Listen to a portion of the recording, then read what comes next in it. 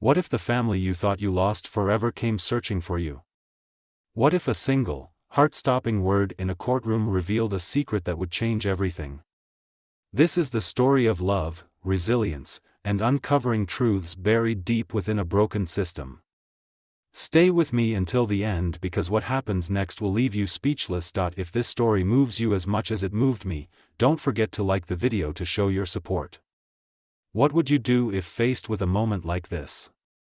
Share your thoughts in the comments. I can't wait to hear what you think. The courtroom was quiet, the air heavy with anticipation. Sunlight poured through the tall windows, casting warm streaks across the wooden benches. At the center of the room sat 10-year-old Jaden, his small frame dwarfed by the imposing surroundings.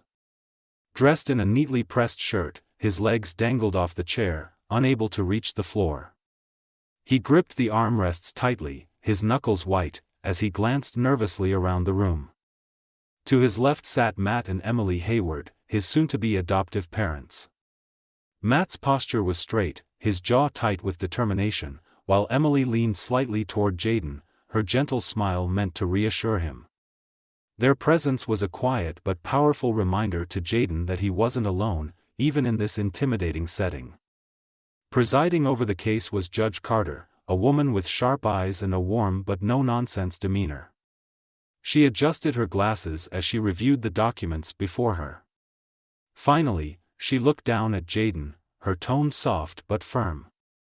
"Jaden," she began, "do you understand why we're here today?" Jaden nodded slightly, his voice barely above a whisper. "Yes, ma'am." The judge gave a small nod, her expression kind but serious. "Good. Today is a very important day. Matt and Emily have expressed their desire to adopt you, to make you a permanent part of their family. But this decision isn't just about them, it's about you, too. So, I need to ask, do you want them to adopt you?" The room fell silent, everyone waiting for Jaden's response. Matt placed a steady hand on the boy's shoulder, while Emily gave him an encouraging nod. Jaden looked down at his lap, his hands twisting nervously. He took a deep breath, his small chest rising and falling, before finally looking up at the judge. He hesitated, his voice trembling. "I have a sister." The words hung in the air, rippling through the room like a shockwave. A few murmurs rose from the back of the courtroom, but they were quickly silenced by Judge Carter's raised hand. Her sharp gaze softened as she leaned forward slightly. "A sister," she repeated gently. "Can you tell me more about her?" Jaden glanced at Matt and Emily, his face filled with worry. "Her name is Kira," he said softly. "She's older than me. We were together in foster care, but then they took her away. I don't know where she is now, but I don't want her to think I forgot about her." Emily's eyes welled with tears, her heart breaking at the pain in his voice. She reached over and took his hand in hers. "Jaden," she said softly, "why didn't you tell us about Kira before?" Jaden hesitated, his gaze dropping to the floor. "I was scared," he admitted. "I thought if I said something, you wouldn't want me anymore." Matt knelt down beside him, his voice steady and full of warmth. "Jaden, listen to me. Nothing you say will ever make us stop wanting you. You're part of this family, and if Kira is out there, we'll find her." Judge Carter cleared her throat, her tone thoughtful. "This is significant," she said, her pen tapping lightly against the papers on her desk. "If Jaden has a sibling, it is our duty to investigate her situation. Jaden, thank you for telling us." Matt stood, his shoulders squared with resolve. "Your Honor, we're not just adopting Jaden. If Kira is his sister, she's part of our family too. We'll do whatever it takes to find her." Judge Carter nodded approvingly. "Very well. I'll issue an order to reopen Kira's case and determine her whereabouts. In the meantime, I'll place this adoption process on hold to ensure every member of this family has the chance to be reunited." Jaden's small face lit up with hope, a tentative smile breaking through his anxiety. Emily wrapped her arms around him, her voice filled with quiet reassurance. "We'll find her, Jaden. I promise." As the gavel struck lightly, signaling the end of the session, the Haywoods left the courtroom with a renewed sense of purpose. They had come that day to finalize their adoption of Jaden, but they left with a mission to reunite two siblings who had been torn apart. Little did they know, their journey would uncover more challenges, and more strength, than they could have ever anticipated. The drive home from the courthouse was quiet. Jaden sat in the back seat, staring out the window, his small hands clutching the edges of a drawing he'd brought with him. The paper was crumpled from nervous fingers gripping it too tightly during the hearing. Matt and Emily exchanged glances in the front seats, their expressions filled with both determination and concern. Breaking the silence, Emily turned to face Jaden. "Sweetheart," she said softly, "can you tell us more about Kira? Anything you remember might help us find her." Jaden hesitated, his gaze still fixed on the passing scenery. Finally, he spoke, his voice quiet and uncertain. "She's my big sister. She always took care of me. When the other kids were mean, she'd make them stop. She made sure I ate if they forgot. She was like a mom. But better." Emily's heart ached at the thought of a young girl being forced into such a protective role. "What happened to her, Jaden?" she asked gently. He fidgeted with the paper in his hands, his shoulders slumping. "The people we were staying with, they didn't like her. They said she was trouble because she yelled at them. But she only yelled when they were mean to me or the other kids." Matt glanced at Emily in the rearview mirror before speaking. "And then what?" "One day," Jaden said, his voice trembling, "they came and said she was leaving. I tried to stop them, but they just took her. She told me to be strong, and then she was gone." Emily reached back, placing a hand on Jaden's knee. "I'm so sorry, sweetheart. That must have been so hard for you." Jaden finally turned to look at her, tears pooling in his dark eyes. "Do you think she's okay?" Emily smiled softly, though her own eyes were brimming with tears. "We're going to find her, Jaden. And when we do, we'll make sure she's okay." Matt's voice was steady as he added, "No matter what it takes." When they arrived home, Jaden retreated to his room, leaving Matt and Emily in the kitchen. Emily leaned against the counter, her hands shaking slightly as she processed everything they had learned. How could something like this happen? How could they just separate them like that? Matt placed a comforting hand on her shoulder. "The system isn't perfect," he said, his tone heavy. "But now we know, and we're not letting this go." Emily nodded, wiping her eyes. "We need help. Someone who knows how to find her."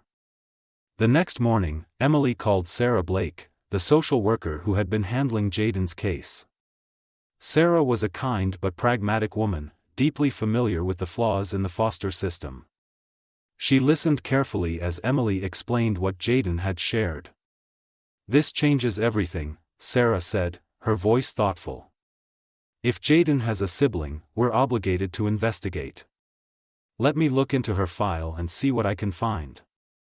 "Can we do anything to help?" Emily asked, her voice filled with urgency. "Not yet," Sarah replied. "But I'll be honest with you, cases like this can be tricky. Records are often incomplete or misplaced, especially when it comes to older children. If you're serious about finding Kira, you might want to consider hiring a private investigator." Matt, who had been listening on speakerphone, straightened in his chair. "We'll do it. Whatever it takes." After the call, Emily sat quietly, staring at the family photo on the wall. "We're not just doing this for Jaden," she said. "We're doing this for her. She deserves to have someone fighting for her." That evening, as Jaden sat at the kitchen table coloring, he held up a picture he'd drawn. It was of a boy and a girl holding hands under a big tree. Their faces were bright with smiles, and beneath the drawing, he'd written in careful letters, "Me and Kira." Emily knelt beside him, her heart breaking and swelling all at once. "That's beautiful," she said softly. "We'll find her, Jaden. I promise." "Do you think she remembers me?" he asked, his voice small. Emily hugged him tightly. "I know she does. And soon, you'll be together again." As the family prepared for the search ahead, they didn't know what they would uncover. But one thing was certain: they would stop at nothing to bring Kira back. The next morning, Emily and Matt sat in their kitchen, going over the sparse information Sarah Blake had been able to uncover. Kira's case file was incomplete, with only the vaguest references to her being moved to a different foster home 3 years ago. There was no follow-up, no record of her current whereabouts. It was as if she had disappeared. "This isn't enough," Matt said, frustration clear in his voice. "How can the system lose track of a child like this?" Emily shook her head, her voice filled with worry. "We need someone who can dig deeper." Sarah mentioned a private investigator. "I think we should call one." Later that day, they contacted Victor Hayes, a well-known investigator who specialized in difficult cases involving missing persons. When he arrived at their home, he carried an air of quiet confidence. He was tall, with sharp features and a professional demeanor, his eyes scanning the room as he introduced himself. "Mr. and Mrs. Hayward," he said, shaking their hands. "I understand you're looking for someone." "Yes," Matt said, his voice steady. "Our son, Jaden, has a sister. Her name is Kira. She was taken away from him 3 years ago, and the foster system has no idea where she is now." Victor nodded, sitting down at the kitchen table and pulling out a notepad. "Do you have anything else? Any details about her last placement?" Emily slid Kira's file across the table, her hand trembling slightly. "This is all we've been able to get. It says she was placed with a family called the Caldwells, but after that, nothing." Victor flipped through the pages, his expression unreadable. "The Caldwells," he muttered. "I've heard that name before. They've been flagged in several reports for neglect and mistreatment." Emily's breath caught. Neglect? Was Kira hurt? Victor held up a hand. "I don't know yet, but their reputation isn't good. I'll start there. If she was moved from their home, there has to be a paper trail." Jaden, who had been sitting quietly at the table drawing, suddenly looked up. "Kira always said she'd never let anyone hurt me. She wouldn't let them hurt her either." Emily smiled softly, brushing her hand over Jaden's hair. "That's right, sweetheart. She's strong." Victor closed the file and stood. "I'll be in touch as soon as I find something." In the days that followed, Victor dug into the Caldwell's history. He spoke to former caseworkers, neighbors, and even some of the children who had passed through their home. One neighbor in particular, an older woman named Mrs. Grayson, provided a crucial piece of information. "I remember Kira," Mrs. Grayson said over the phone. "She was a sweet girl, always looking out for the younger kids. But she didn't get along with the Caldwells. The foster mother, Denise, didn't like her. Said she was too mouthy. One day, Kira just disappeared. The family said she was moved, but it all seemed so sudden." When Victor relayed this information to the Haywoods, Emily's hands shook. "She was protecting the other kids," she whispered. "And they punished her for it." "There's more," Victor said. "I've found a connection between the Caldwells and a private company called Horizon Logistics. They specialize in transferring foster children between homes, but their operations are shady. No proper oversight, no detailed records." Matt frowned. "Do you think they had something to do with Kira's disappearance?" Victor nodded. "It's likely. If Horizon Logistics handled her transfer, there's a chance her records were intentionally buried. I'm following the money trail now, but it's going to take time." Jaden spoke up, his voice small but firm. "Do you think she's okay?" Victor crouched down to his level, meeting his eyes. I think your sister is strong, just like you said. And we're going to find her. That night, as the family sat together, Emily held Jaden close. We're not giving up, she said softly. We'll find her, no matter what it takes. Matt placed a hand on her shoulder. We're in this together. The search for Kira had become more than just a mission, it was a fight for justice, a fight to reunite their family. With Victor's help, the Haywoods were determined to uncover the truth, no matter how deeply it was buried. Victor worked late into the night, combing through every lead and piece of information he could find. His research into Horizon Logistics revealed a web of suspicious activities. The company, officially listed as a transportation service for foster agencies, had a history of incomplete paperwork, missing records, and allegations of misconduct. The more he uncovered, the clearer it became that Horizon was deeply entangled in a larger, shadowy network. The breakthrough came when Victor traced a series of payments made to Horizon Logistics from a private foundation. The foundation's name, Norwood Trust, sent a chill down his spine. Norwood was a name he'd seen before, connected to several controversial facilities for troubled youth. Victor immediately contacted Matt and Emily, asking to meet the next morning. We need to dig deeper, Victor said as he spread out files across the Haywoods' dining table. Kira's transfer wasn't random. It was part of a pattern. Horizon Logistics has been moving children to specific facilities, many of which are funded by the Norwood Trust. One of those facilities is called Willow Haven. Emily's face paled.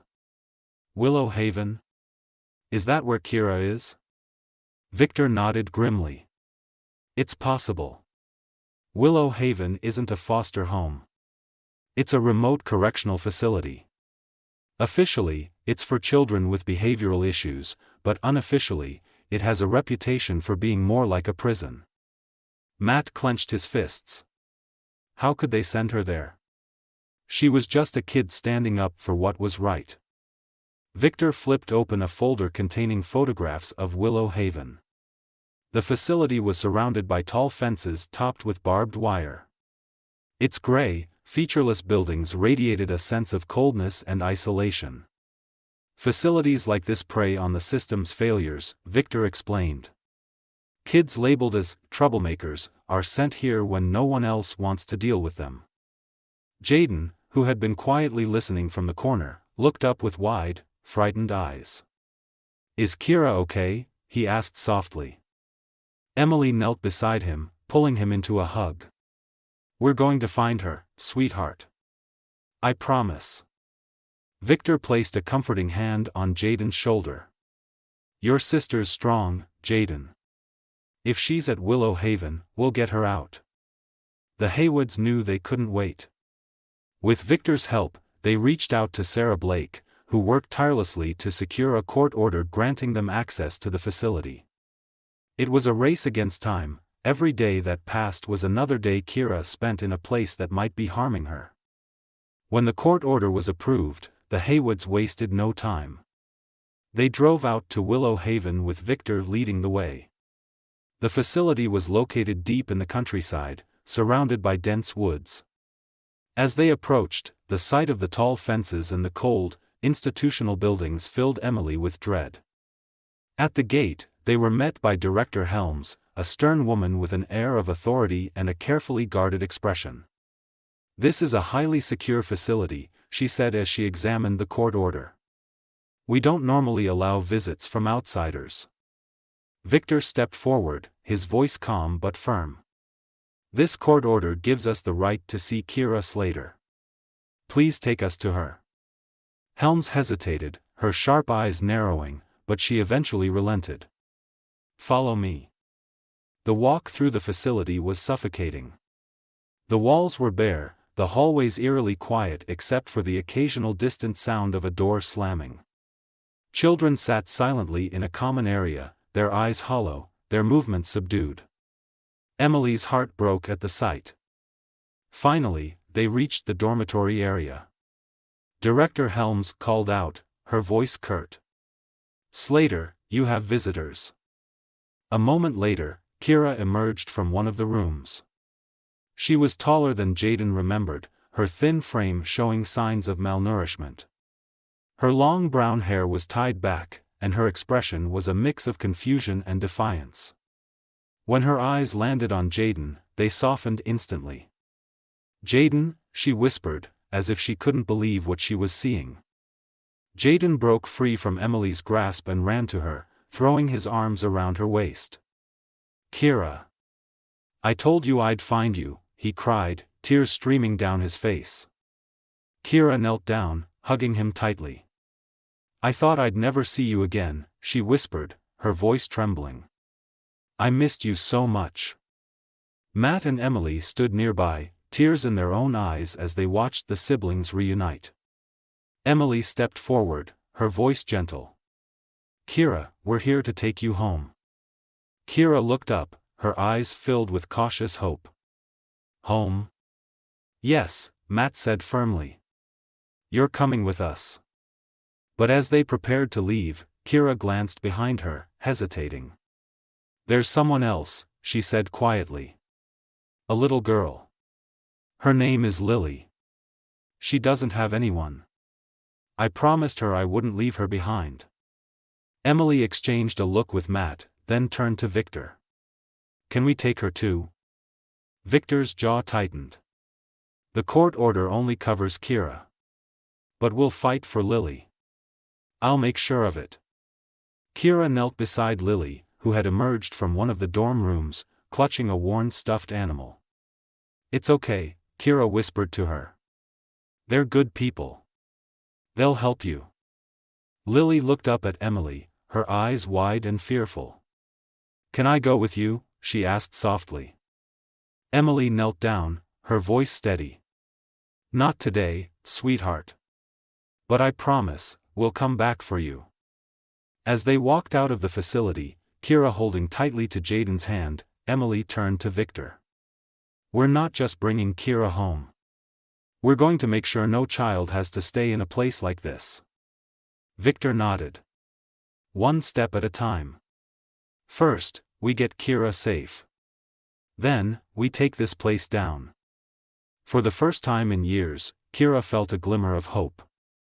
She wasn't alone anymore.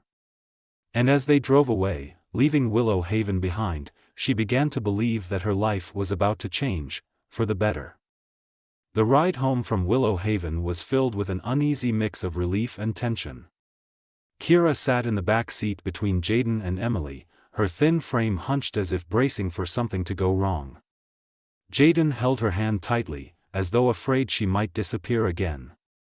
Matt glanced at them through the rearview mirror, his grip on the steering wheel tightening every time he caught sight of Kira's guarded expression. Emily broke the silence, her voice soft but steady. "Kira, how are you feeling? I know this is a lot." Kira hesitated, her eyes focused on the road ahead. "I don't know," she admitted quietly. "It doesn't feel real yet. I didn't think anyone was coming for me." Jaden turned to her, his voice filled with conviction. "I told you I'd find you. I never stopped looking." Kira gave him a small, tired smile. "I know, Jaden. You never gave up." Emily reached over, her hand resting gently on Kira's knee. "You're safe now," she said. "We're going to take care of you." Kira nodded, though her posture remained stiff. She was still processing everything, being reunited with Jaden, leaving Willow Haven, and meeting the Haywoods. The idea of a home, a real family, felt foreign, almost impossible. When they arrived at the Haywoods' house, the warm glow of the porch light greeted them. Matt parked the car, and Emily opened the door for Kira, who stepped out cautiously. Jaden bounded ahead, eager to show her around. "This is it," he said, waving his arms toward the house. "It's your home now." Kira lingered at the edge of the driveway, taking in the cozy house with its flower boxes and a swing hanging from the large oak tree in the front yard. Emily came to her side. "Come on," she said gently. "It's okay."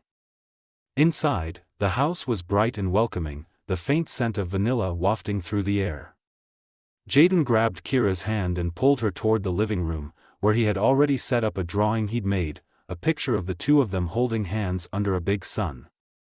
"I made this for you," he said proudly. "I saved it so you'd know I never forgot." Kira's eyes filled with tears as she looked at the drawing. "It's perfect," she whispered. Matt entered with her small bag, placing it by the couch. "You can take your time getting settled," he said. "We've got a room ready for you whenever you're ready." Kira nodded, her voice barely audible. "Thank you." That night, as the house grew quiet, Kira sat on the edge of the bed in her new room. The walls were painted a soft lavender, and a cozy quilt covered the bed.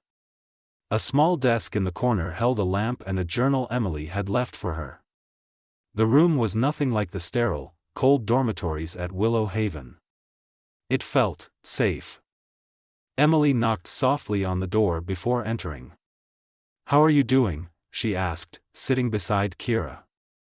"I don't know," Kira said after a long pause.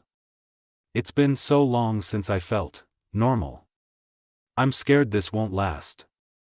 Emily reached for her hand, her voice steady. "I know it's hard to trust.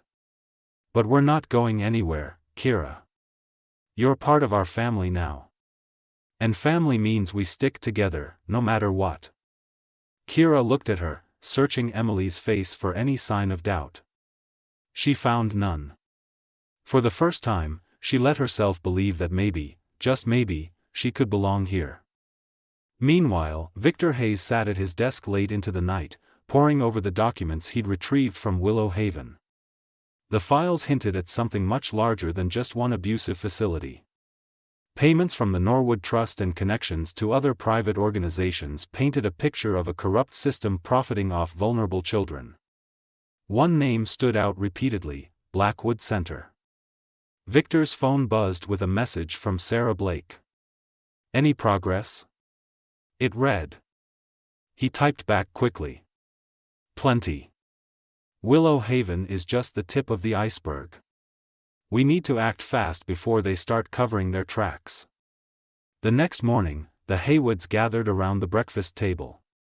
Kira sat quietly, still adjusting to the warm, bustling energy of the household. Jaden talked excitedly about showing her the yard and the treehouse, while Matt and Emily planned their day around getting Kira what she needed. "You're part of this now," Matt said, passing her a plate of pancakes. "Anything you need, just ask." Kira looked up, her expression cautious but hopeful. "Can I call Jaden my brother again?" Jaden beamed. "You never stopped being my sister." As laughter filled the room, the Haywoods knew this was just the beginning. Kira was home, but their fight wasn't over. They had uncovered the cracks in a broken system, and they were determined to fix it, not just for Kira, but for every child like her. Together, they were ready to face whatever came next.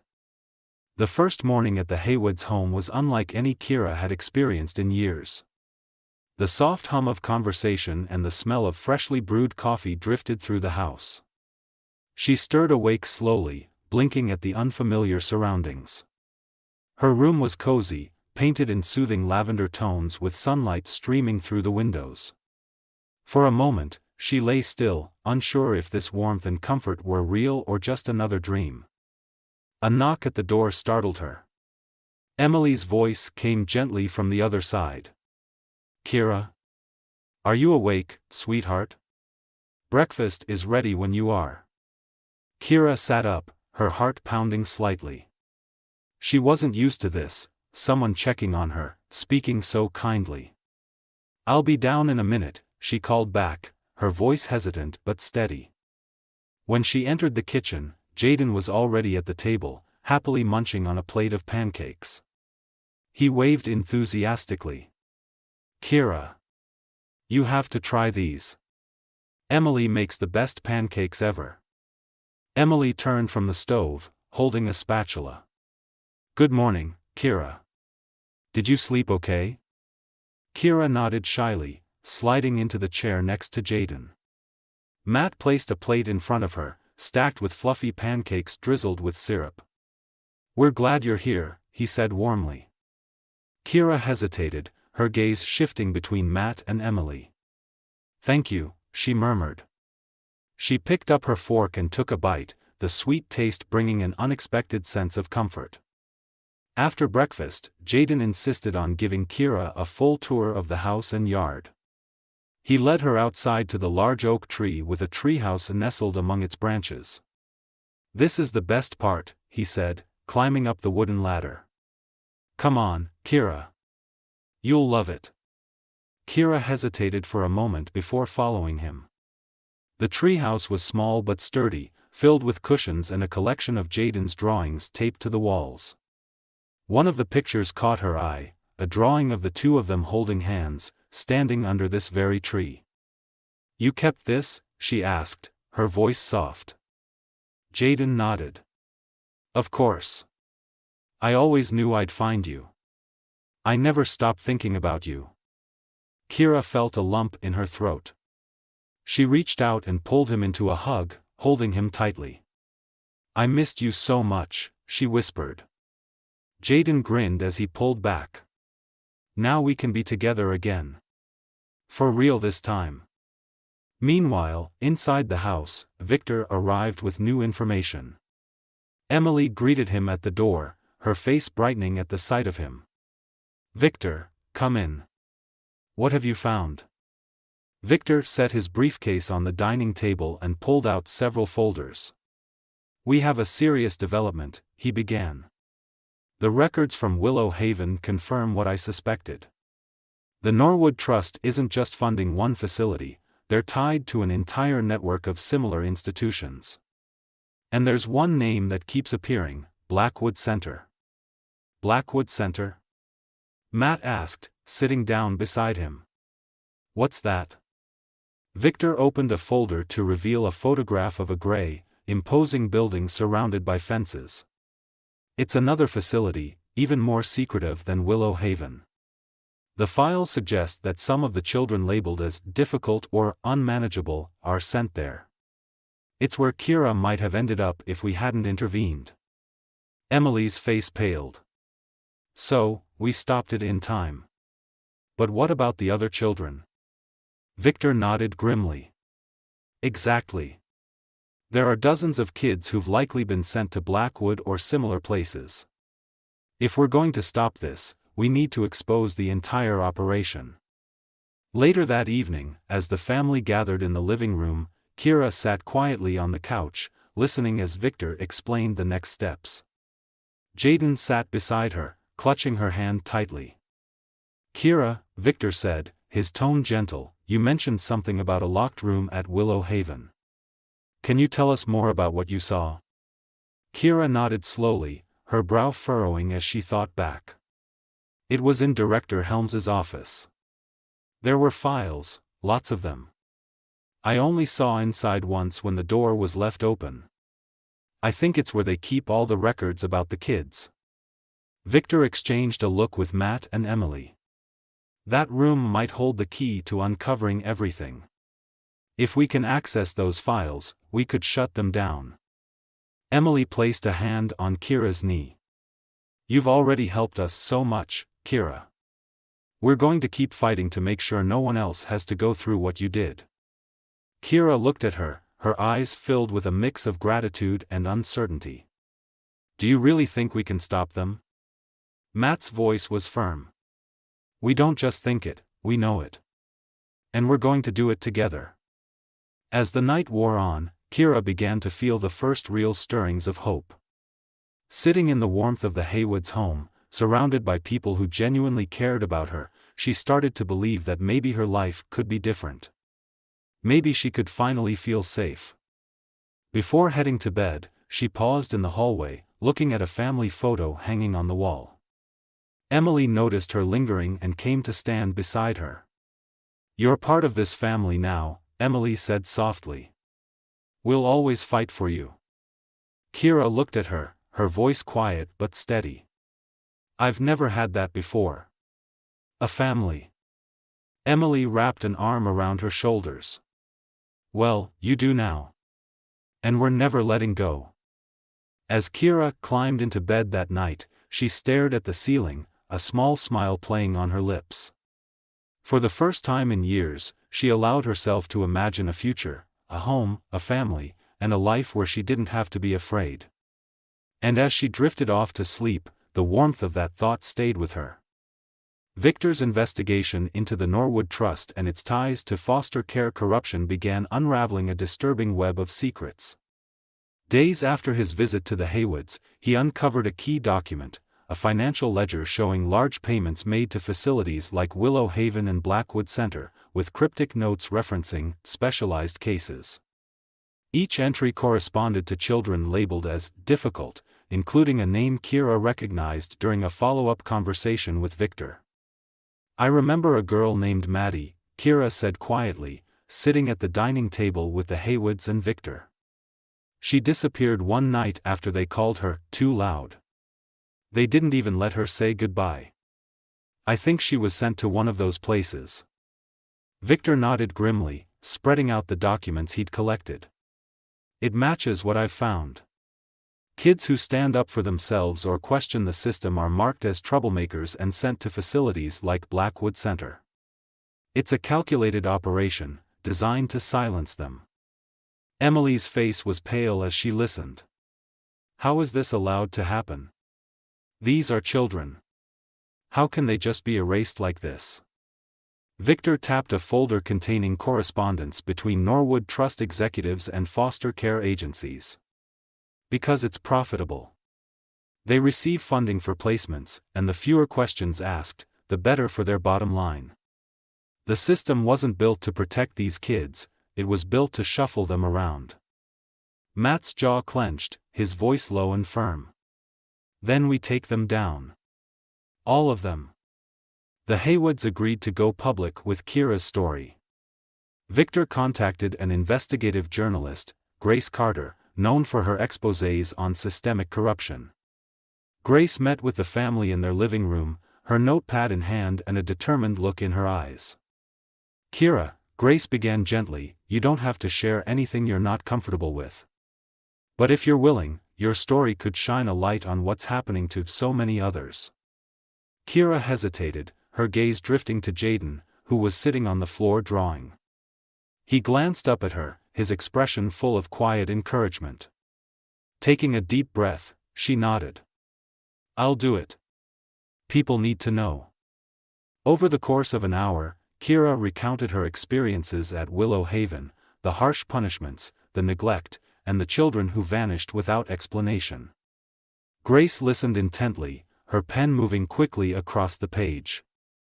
Emily and Matt added their perspective, sharing the journey of finding Jaden and the fight to bring Kira home. By the time Grace closed her notebook, the room felt heavy with the weight of the truth. "This is going to make waves," Grace said. "But it's only the beginning. Once this story goes live, it's going to bring attention to Willow Haven and Blackwood Center. Are you ready for what comes next?" Matt looked at Kira, then at Emily, and nodded.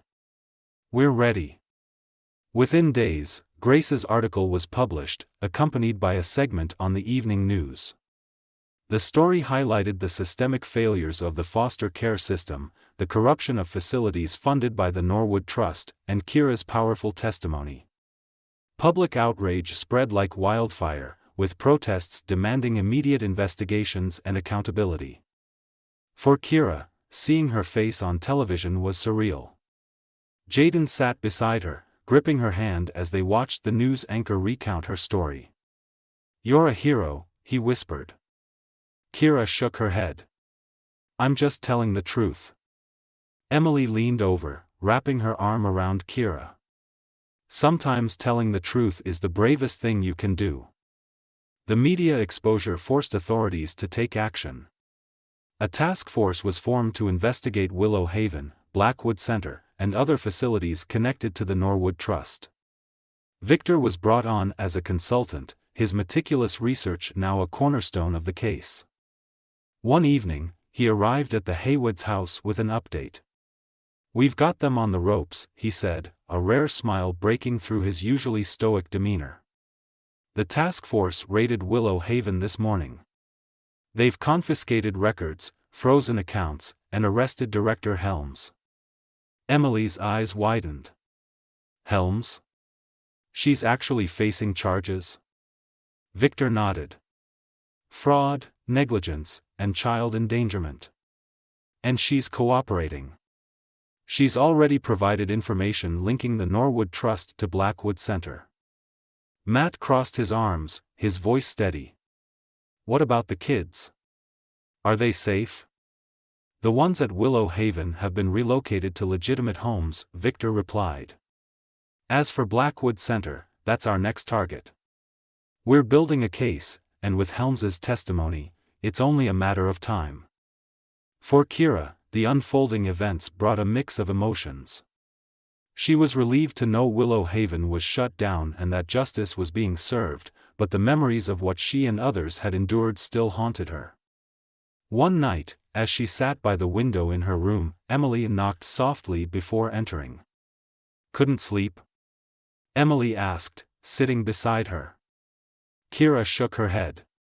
It's just. I keep thinking about the other kids.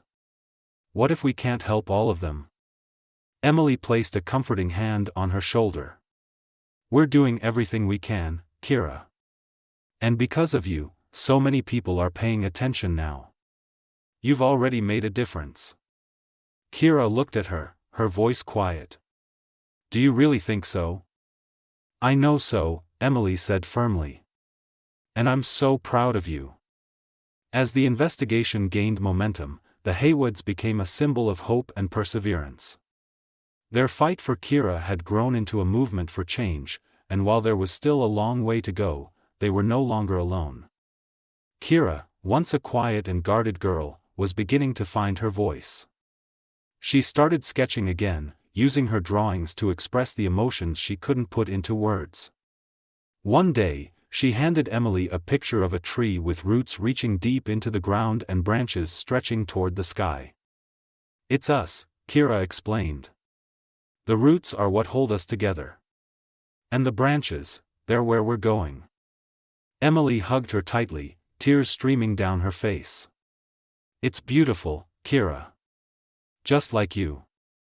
For the first time, Kira smiled without hesitation. She was part of something bigger now, a family, a movement, and a future that was finally hers to embrace. The days following the publication of Grace Carter's exposé were a whirlwind of activity and tension. The investigation into the Norwood Trust and its network of facilities deepened, and the public outcry grew louder. But with every victory came the realization that the fight wasn't over. New questions were surfacing, and troubling clues began to emerge. Victor arrived at the Haywoods' house early one morning, his expression more serious than usual. He carried a folder filled with newly uncovered documents. We have a problem, he announced, setting the folder on the dining table. The family gathered around, Kira and Jaden joining Emily and Matt to listen. Victor pulled out a map marked with red circles. These are the locations of all the facilities we've identified so far: Willow Haven, Blackwood Center, and others. But there's something strange. I found records of children being transferred to places that don't officially exist. They're listed under coded names, like Project Horizon and Station 17. Emily's face paled. You mean there are more places like Blackwood? Even more hidden? Victor nodded grimly. That's what it looks like. And they're even more secretive. The files I've uncovered suggest these locations were set up to handle sensitive cases, children who were either deemed too much trouble or who knew too much about what was happening. Kira's hands tightened into fists. They didn't care about us, she said bitterly. They just wanted us to disappear. Matt placed a reassuring hand on her shoulder. Not anymore. We're going to find every one of these places and shut them down. Victor flipped to another page, showing a blurry image of a fenced compound surrounded by dense woods. This is one of the sites we've identified. It's listed as Station 17. I believe some of the missing children, including those transferred from Willow Haven, may have ended up here. Jaden, sitting quietly beside Kira, asked softly, "Do you think Maddie is there?" Victor looked at him, his expression gentle but honest. "It's possible, Jaden. And that's why we need to act fast." The Haywoods and Victor worked tirelessly, connecting with law enforcement, journalists, and child advocacy organizations to push for action.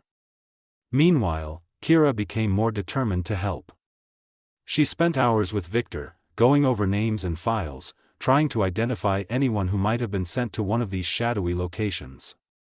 One evening, as Kira sat at the kitchen table with a stack of papers, she froze. "I know this name," she said, pointing to a file labeled Samantha Tully. "She was at Willow Haven with me. She was quiet, but they didn't like her because she refused to do what they said. One day, she was gone." Victor took the file from her, his sharp eyes scanning the details. "Samantha's name appears in the same set of transfer logs as yours.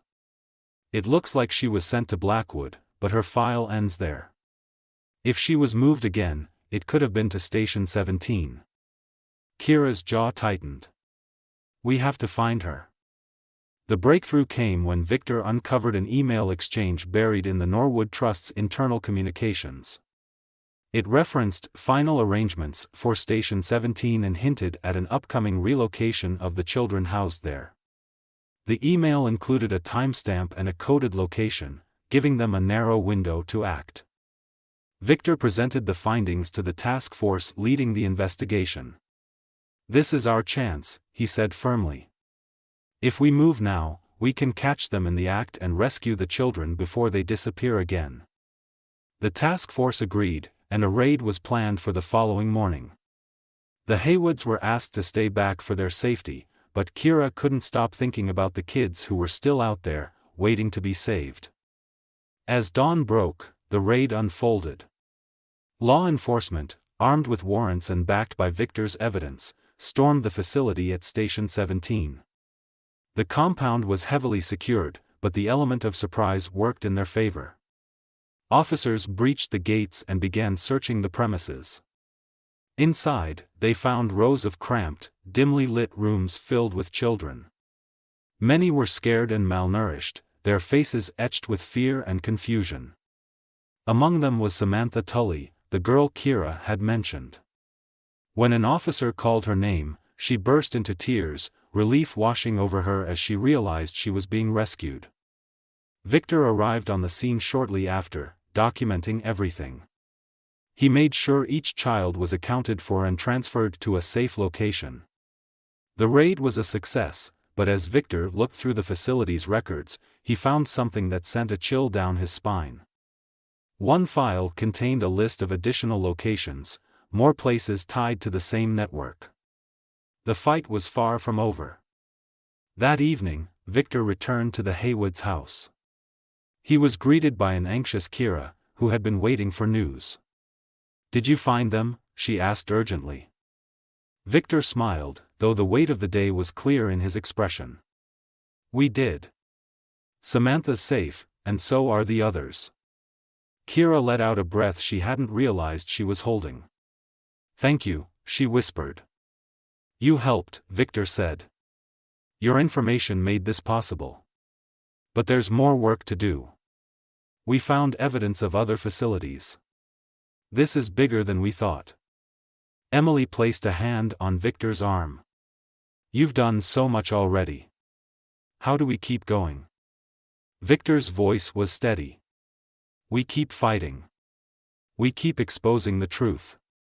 And with people like you and Kira willing to stand up, we'll get there." Later that night, as the family sat together in the living room, Kira felt a sense of both relief and determination. The rescue had given her hope, but it also reminded her of how many children were still out there, waiting for someone to find them. Emily hugged her tightly. "You've been so brave, Kira. Because of you, those kids have a chance." Kira looked at her, her voice quiet but resolute. "We can't stop now. Not until every one of them is safe."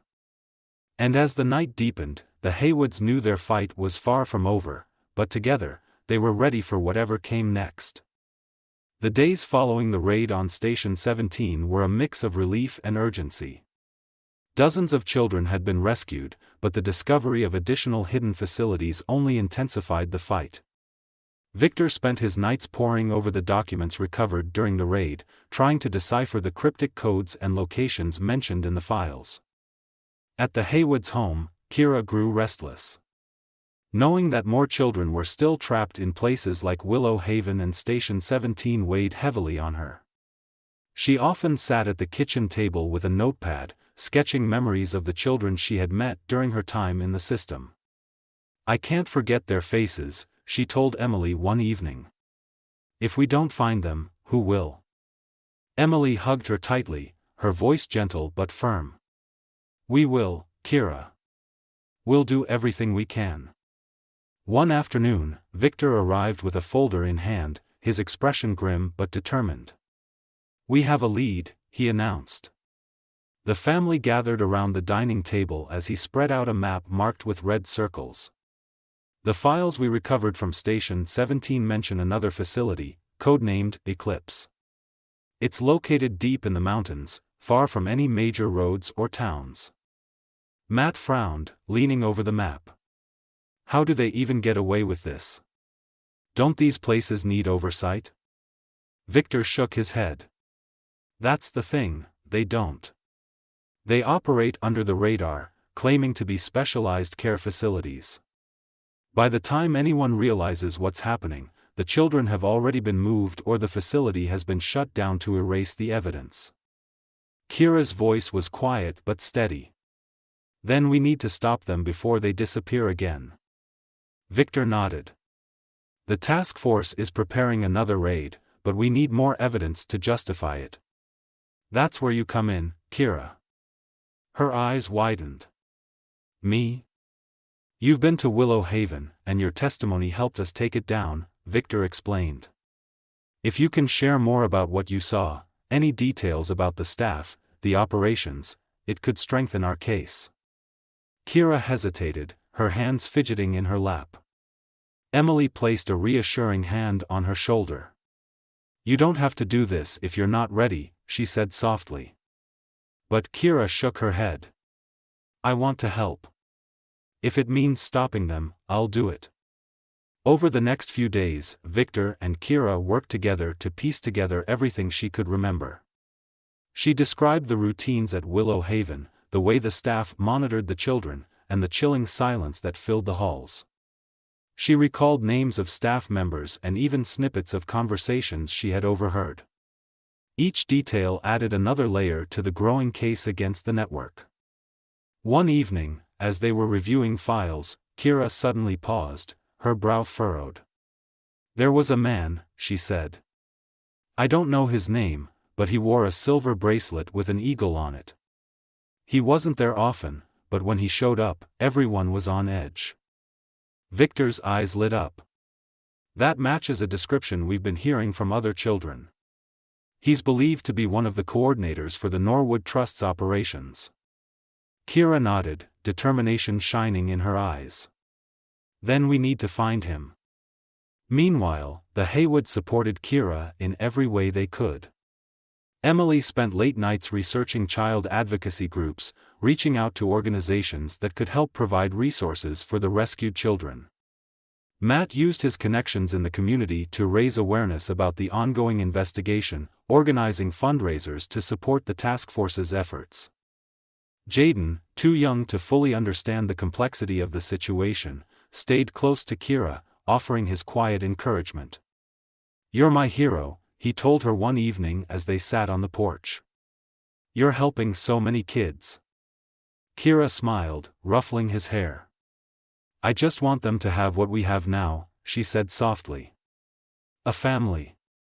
Victor's relentless digging eventually paid off. He uncovered financial records linking the Norwood Trust to offshore accounts used to fund Eclipse and other hidden facilities. These records, combined with Kira's testimony and evidence from the Station 17 raid, gave the task force the green light to move forward. The raid on Eclipse was planned with military precision. Early one morning, law enforcement teams surrounded the facility, cutting off any possible escape routes. As they breached the gates, they found another grim scene: children living in squalid conditions, their faces pale and their eyes hollow. Some were as young as 5, their small frames trembling with fear. Victor was on site, helping to identify the children and document the evidence. Among the rescued was a boy who clung to a worn notebook filled with drawings. When asked about them, he said, "They're my memories. I don't want to forget." The scene struck a deep chord with Victor, reminding him of Kira and the strength she had shown. He sent a message to the Haywoods: "Eclipse is down. The children are safe. We're bringing them home." That evening, Victor returned to the Haywoods' home, his face etched with exhaustion but also relief. "We did it," he said, collapsing into a chair. Another facility shut down. More kids saved. Kira listened intently as he recounted the raid, her hands clasped tightly in her lap. "What about the man with the bracelet?" she asked. Victor's expression darkened. "He wasn't there. But we'll find him. This isn't over." Emily placed a comforting arm around Kira. "You've already done so much," she said. "Because of you, those kids have a chance." Kira looked up, her voice steady. "It's not just about me. It's about all of us. We're doing this together." As the family sat together, their bond stronger than ever, they knew the fight was far from over. But with each step forward, they were getting closer to uncovering the full truth and ensuring no child was left behind. The days following the raid on Eclipse brought a tidal wave of media attention and public scrutiny.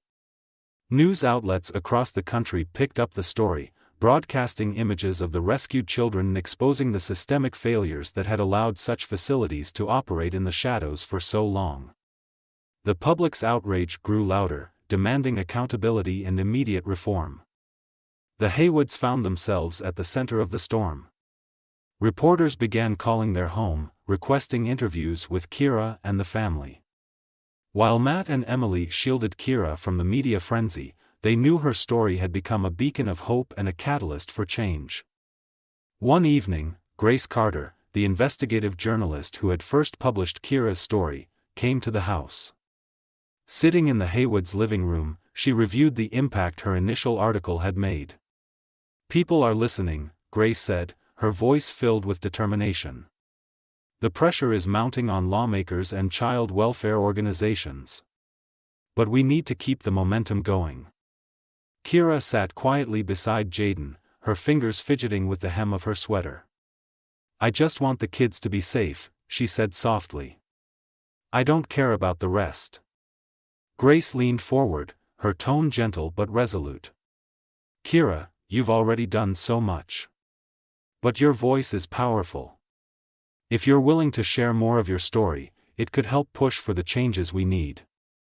Matt placed a reassuring hand on Kira's shoulder. "It's up to you," he said. "We'll support whatever you decide." After a long pause, Kira nodded. "If it helps the others, I'll do it."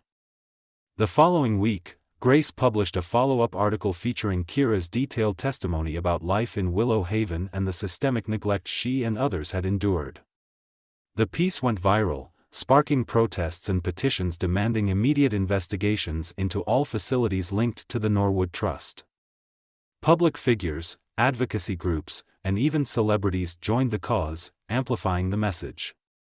"No child should be forgotten" became the rallying cry of the movement, appearing on signs, social media campaigns, and in speeches at rallies across the country. Kira watched the news coverage from the safety of her home, her emotions a mix of pride and unease. "It's strange," she admitted to Emily one evening. "I've spent so long feeling invisible. Now everyone knows my name."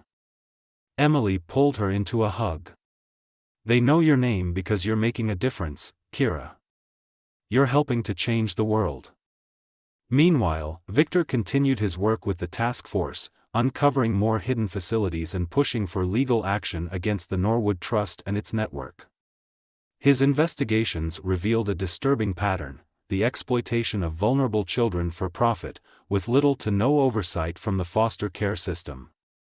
One evening, Victor arrived at the Haywoods' home with a grim update. "The man with the silver bracelet," he began, addressing Kira, "we've identified him. His name is Alan Royce. He's a senior coordinator for the Norwood Trust." Kira's eyes widened. "He was the one in charge," she said, her voice shaking. "He decided who stayed and who got sent away." Victor nodded. "And we're closing in on him. Royce has gone into hiding, but we've frozen his accounts and issued a warrant for his arrest. It's only a matter of time." Matt's jaw tightened. "We won't stop until he's brought to justice." As the movement gained momentum, the Haywoods were invited to speak at a national conference on child welfare reform. Held in Washington, D.C., the event brought together lawmakers, advocates, and survivors to discuss the changes needed to protect children in the foster care system. Kira was hesitant to go, fearing the attention and the weight of sharing her story in front of a large audience. But Emily gently encouraged her. "This is your chance to speak for those who can't," she said. "And we'll be right there with you." When the day came, Kira stood nervously backstage, clutching a small note card with the speech she had written. Jaden stood beside her, holding her hand. "You're going to be amazing," he said confidently. "You always are." When Kira stepped onto the stage, the room fell silent. She took a deep breath, her hands trembling slightly as she gripped the podium. "My name is Kira Slater," she began, her voice steady despite her nerves. "And for years, I felt invisible. I was just another name in a system that didn't see me, didn't care about me, and didn't protect me. But I'm here today because someone finally listened." As she spoke about her experiences and the children she had met, her voice grew stronger. "This isn't just my story," she said. "It's the story of thousands of kids who deserve better. They deserve families, safety, and a chance to be more than just a name on a file." When she finished, the room erupted into applause. Kira stepped back, her eyes brimming with tears as she saw Matt, Emily, Jaden, and Victor standing in the front row, their faces filled with pride. The conference sparked a wave of legislative action.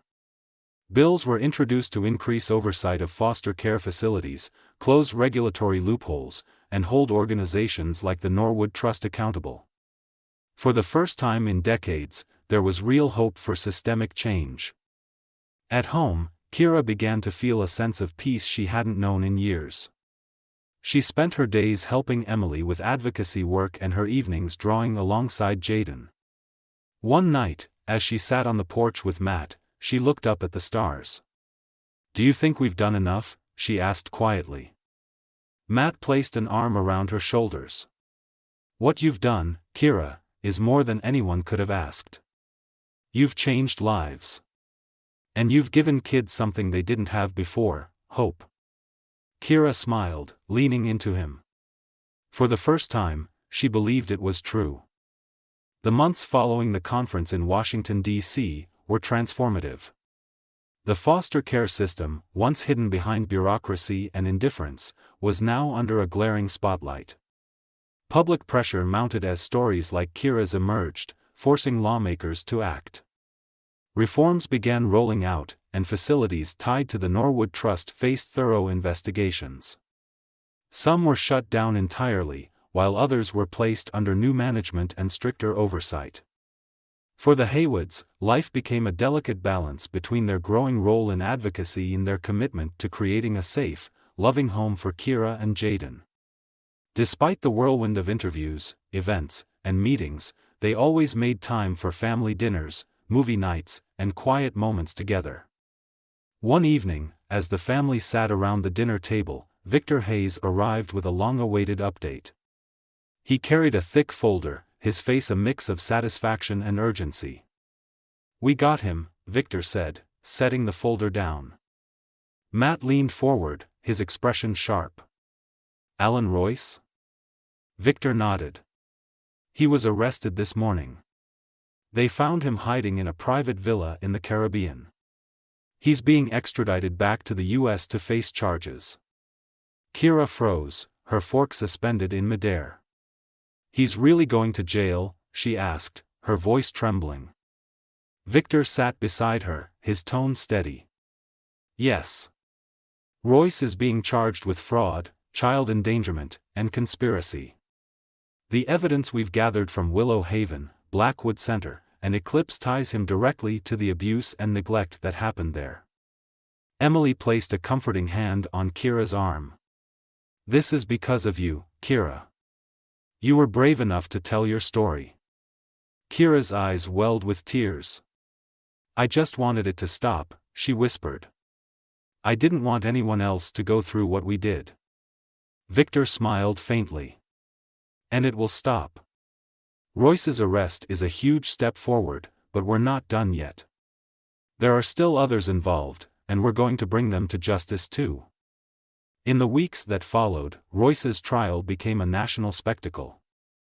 The courtroom was packed with reporters, advocates, and survivors. Kira was invited to testify, her voice now a powerful force in the fight for justice. Though she was nervous, she knew this was her chance to speak not only for herself but for the countless children who hadn't been saved in time. On the day of her testimony, the Haywoods accompanied her to the courthouse. Jaden held her hand tightly as they walked through the throng of reporters. You're going to be amazing, he said, his voice filled with confidence. Inside, Kira sat in the witness chair, her hands gripping the edges of the table. The prosecutor began gently, asking her to recount her experiences at Willow Haven and the impact of Royce's decisions on her and others. Kira's voice was steady as she spoke. He didn't see us as people. To him, we were just problems to be moved around. But we were kids. We deserved to be loved, to be protected. And instead, we were forgotten. Her testimony was raw and emotional, leaving many in the courtroom in tears. Royce avoided her gaze, his cold demeanor betraying no remorse. But Kira didn't flinch. She finished her testimony with a strength she hadn't known she possessed. You can't undo what's been done, she said, looking directly at Royce. But you can be held accountable. And you will be. The trial ended with a guilty verdict on all charges. Royce was sentenced to decades in prison, and the Norwood Trust's remaining facilities were dismantled. The case became a landmark moment in child welfare reform, sparking new legislation aimed at preventing similar abuses in the future. For Kira, the verdict brought a sense of closure she hadn't thought possible. As she and the Haywoods left the courthouse, reporters shouted questions, but Kira only smiled and said, "This is for the kids who couldn't speak for themselves. This is for them." Back at home, the family celebrated quietly. Matt and Emily prepared a special dinner, and Jaden made a card for Kira with the words "You're my hero" written in bold, colorful letters. As they sat around the table, the atmosphere was light and warm, filled with laughter and relief. Later that night, Kira and Emily sat on the porch, watching the stars. It feels different now, Kira said, her voice soft. Like I can finally breathe again. Emily smiled, wrapping an arm around her. That's because you found your strength, Kira. You faced everything that tried to break you, and you came out stronger. Kira leaned her head against Emily's shoulder. It's not just me. I couldn't have done it without all of you. And we're not going anywhere, Emily said. You'll always have us. As the night deepened, Kira felt a quiet peace settle over her. The fight wasn't over, there were still children out there who needed help, but for the first time, she believed they could make a difference. Together, they were unstoppable. The Haywoods' home, once a quiet refuge, had become a symbol of resilience and hope. Over the past months, their fight for justice had brought change to countless lives, but now, a new chapter was beginning, a chapter focused on healing, rebuilding, and embracing the life they had worked so hard to create. For Kira, the transition was not without its challenges. Though the trial had brought closure, the weight of her experiences still lingered. Some nights, she woke up startled, memories of Willow Haven creeping into her dreams. But each time, Emily or Matt was there to comfort her, their steady presence reminding her she was no longer alone. One morning, as the sunlight streamed through the windows, Emily sat with Kira at the kitchen table. A stack of school brochures lay between them. "It's time to think about what's next," Emily said gently. "You've been so brave, Kira, and now it's your turn to dream. What do you want to do?" Kira hesitated, tracing the edge of one of the brochures. "I don't know," she admitted. "I never thought about the future before. I didn't think I had one." Emily reached for her hand, her voice steady. "You do now. And whatever you choose, we'll support you." Kira smiled faintly, her eyes softening. "Maybe, art school? I've always loved drawing." Emily's face lit up. "Art school sounds perfect. Let's make it happen." Meanwhile, Jaden was adjusting to the new normal in his own way. With Kira by his side, he seemed more confident, his once quiet demeanor brightened by her presence. The two siblings spent hours in the yard, playing tag, building forts, and laughing in a way that made Emily's heart swell. One afternoon, Jaden approached Kira with a small wooden box in his hands. "I made this for you," he said shyly, handing it to her. Kira opened the box to find a collection of folded papers, each one decorated with drawings and words of encouragement. "These are amazing," she said, her voice filled with emotion. "Thank you, Jaden." He grinned. "It's so you can remember that you're awesome. Even on the hard days." Kira hugged him tightly, her eyes misting. "I don't need the box to remember that you believe in me," she whispered. "But I'll keep it forever."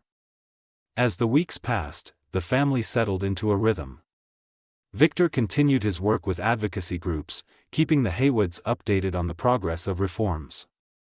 Kira began to open up more, sharing stories of the children she had met and the dreams she had for the future.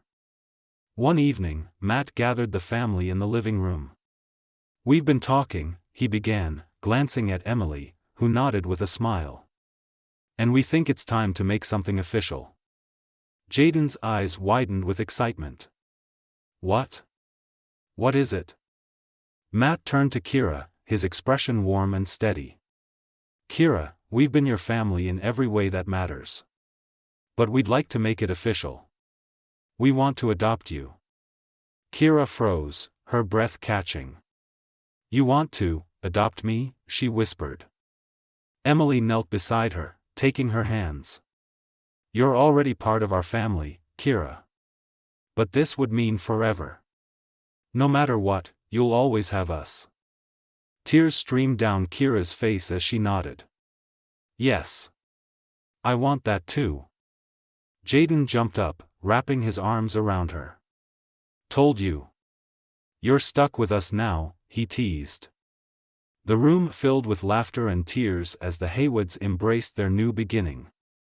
The adoption ceremony a few weeks later was a small but joyous event. Kira stood beside Matt and Emily, her heart pounding as the judge pronounced her officially part of the Hayward family. Jaden held her hand tightly, grinning from ear to ear. As they left the courthouse, Kira felt a sense of peace she hadn't known in years. For the first time, she had a place where she truly belonged. That evening, the family celebrated with a backyard picnic. Twinkling fairy lights hung from the trees, casting a warm glow over the scene. Kira sat beside Emily, sketching the happy chaos of Jaden chasing fireflies. "What are you drawing?" Emily asked, leaning over to see. Kira smiled, holding up the paper. It was a drawing of the family under the big oak tree, their faces bright with joy. "Us," she said simply. Emily's eyes filled with tears as she wrapped an arm around Kira. "It's beautiful. Just like you." As the night deepened and laughter echoed through the yard, Kira looked up at the stars. She thought about how far she had come, from a scared, forgotten child to a girl with a family, a future, and hope. Her journey wasn't over, but for the first time, she felt ready to face whatever came next. She had found her home, her family, and most importantly, herself. And that was everything.